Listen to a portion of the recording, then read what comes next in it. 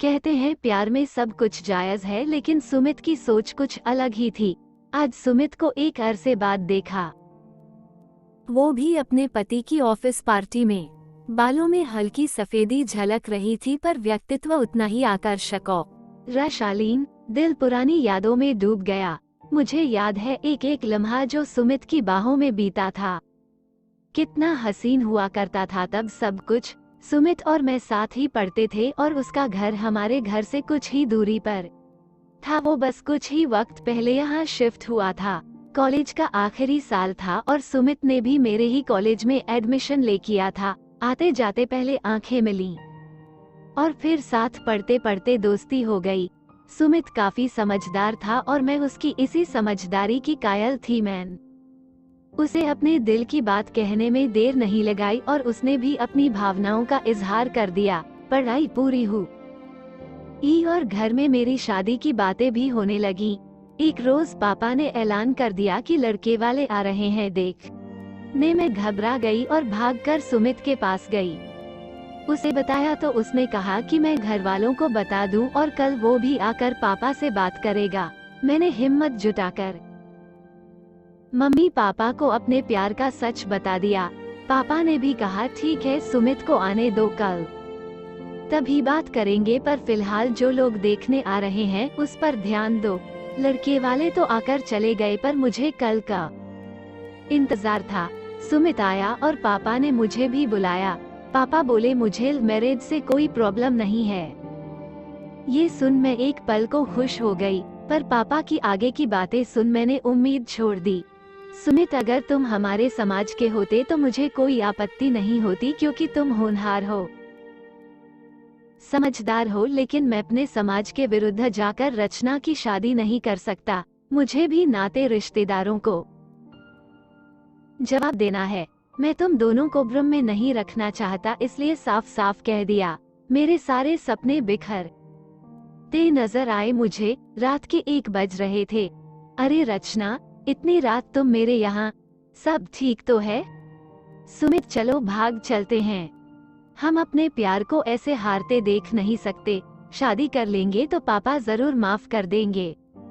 रचना, मैं अपने प्यार को ऐसे कलंकित नहीं कर सकता। यूं चोरी छिपे शादी करना ठीक नहीं। तुम्हारे घर वालों की और तुम्हारी भी बदनामी होगी। मैं तुम्हें बदनाम कैसे कर सकता हूँ? सिर्फ अपने स्वार्थ के लिए? प्यार का अर्थ पाना ही नहीं होता, बल्कि खोना भी होता है। मुझे उम्मीद है तुम हमारे प्यार की लाज रखोगी और अपनी शादी को दिल से निभाओगी। मेरी खातिर चलो तुम्हें घर छोड़ दूं। मैं आंसुओं के सैलाब में डूब गई और चुपचाप शादी भी कर ली। पापा ने विदाई के समय कहा था, मुझे माफ कर देना बेटा, मैं काया निकला। मेरे पति अरुण काफी अच्छे और नेकदिल थे, लेकिन सुमित की कमी हमेशा ही खली। अरे रचना, इनसे मिलो। ये सुमित हैं। कुछ ही दिन पहले इनका यहाँ ट्रांसफर हुआ है। मेरे पति ने सुमित से मिलवाया और मैं बीते वक्त से वर्तमान में लौट आई। मौका पाते ही मैंने सुमित से उसका नंबर ले लिया। हिम्मत जुटाकर फोन लगाया, हाल चाल पूछा, पत्नी परिवार के बारे में पूछा। रचना, मैंने शादी नहीं की, किसी और से शादी करके मैं उसके साथ अन्याय नहीं करना चाहता था। मेरा प्यार तो तुम हो और हमेशा रहोगी। समय निकालकर सुमित के घर जा पहुंची। रचना, तुम्हें इस तरह नहीं आना चाहिए था। किसी को पता चलेगा तो तुम्हारे लिए परेशानी हो जाएगी। मैं खुद को रोक नहीं पाई, और अब जब हम एक ही शहर में हैं तो मिल तो सकते ही हैं ना। खैर, कुछ देर रुककर मैं घर लौट आई।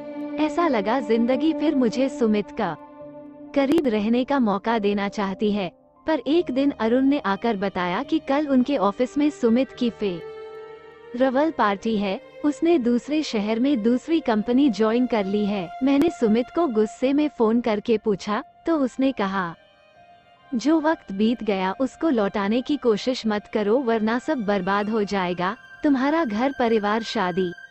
मैं पहले की ही तरह अपने प्यार को कलंकित नहीं कर सकता। मैंने अपने प्यार को हर पल जिया। तुमको हमेशा अपने करीब महसूस किया। मेरे लिए तो यही काफी है। मैंने तुमको खोकर अपने प्यार को मुकम्मल किया, भले ही हम साथ ना रह पाए हों। पर खोना भी प्यार का हिस्सा होता है। तुम खुश रहना और हमारे प्यार को कलंकित मत होने देना कभी भी। फिर एक बार सुमित को खो दिया था, पर इस बार भी वो मुझे प्यार करना और प्यार की इज्जत बनाए रखना सिखा गया था। प्यार में सब कुछ जायज़ नहीं होता।